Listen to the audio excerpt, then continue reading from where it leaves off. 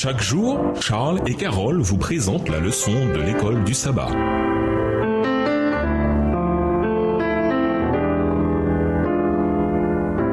Bienvenue dans votre émission Dieu nous parle. Nous sommes à la leçon de jeudi, le 12e apôtre. La première action administrative de la communauté chrétienne primitive, qui totalisait environ 120 croyants, acte 1, verset 15, fut de choisir un remplaçant pour Judas. Lisons acte 1, versets 21 et 22. Acte 1, versets 21 et 22. Il faut donc que parmi ceux qui nous ont accompagnés tout le temps que le Seigneur Jésus a vécu avec nous, depuis le baptême de Jean jusqu'au jour où il a été enlevé au milieu de nous, il y en ait un qui nous soit associé comme témoin de sa résurrection. Quelle qualification le successeur de Judas était censé avoir? Pourquoi était-elle aussi importante?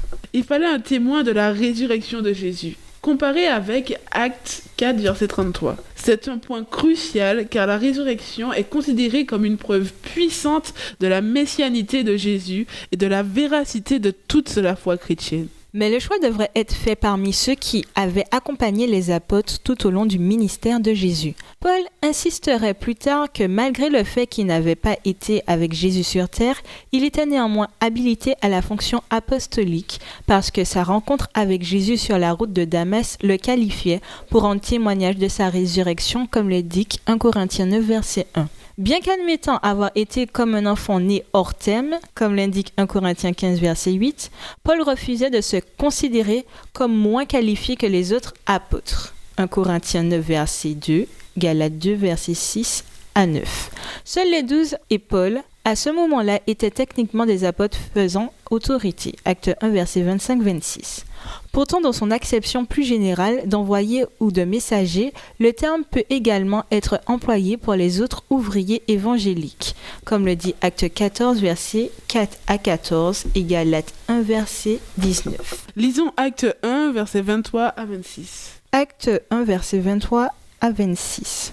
Ils en présentèrent deux, Joseph appelé Barsabas, surnommé Justus, et Matthias. Puis ils firent cette prière: Seigneur, toi qui connais les cœurs de tous, désigne lequel de ces deux tu as choisi, afin qu'il ait part à ce ministère et à cet apostolat que Judas a abandonné pour aller en son lieu. Ils tinrent au sort, et le sort tomba sur Matthias, qui fut associé aux 11 apôtres. Comment Matthias a-t-il été choisi ? La méthode employée pour choisir Matthias peut sembler étrange, mais le tirage au sort était une manière de prendre des décisions établies de longue date. Par exemple, Lévitique 16, verset 5 à 10 nous le dit, et Nombre 26, verset 55. De plus, le choix s'est fait entre deux candidats déjà reconnus et de qualifications comparables. Ce n'était pas un saut dans l'inconnu. Les croyants ont également prié Dieu en croyant que le résultat refléterait sa volonté. Comparé avec Proverbe 16, verset 33. Il n'y a aucune indication que la décision ait été prise en cause. Après la Pentecôte, le tirage au sort n'était plus nécessaire car l'Esprit les guidait directement, comme l'indique Acte 5, verset 3, Acte 11, verset 15 à 18, Acte 13, verset 2 et Acte 16, verset 6 à 9. Si quelqu'un venait vous demander « Comment savoir la volonté de Dieu pour ma vie ?» Quelle serait votre réponse et pourquoi? Et nous vous laissons avec ce questionnement. Comment peut-on avoir confiance que Dieu influence quelque chose d'aussi hasardeux que le tirage au sort? Au revoir. Et à demain si Dieu veut. Dieu nous parle. Chaque jour, Charles et Carole vous présentent la leçon de l'école du sabbat.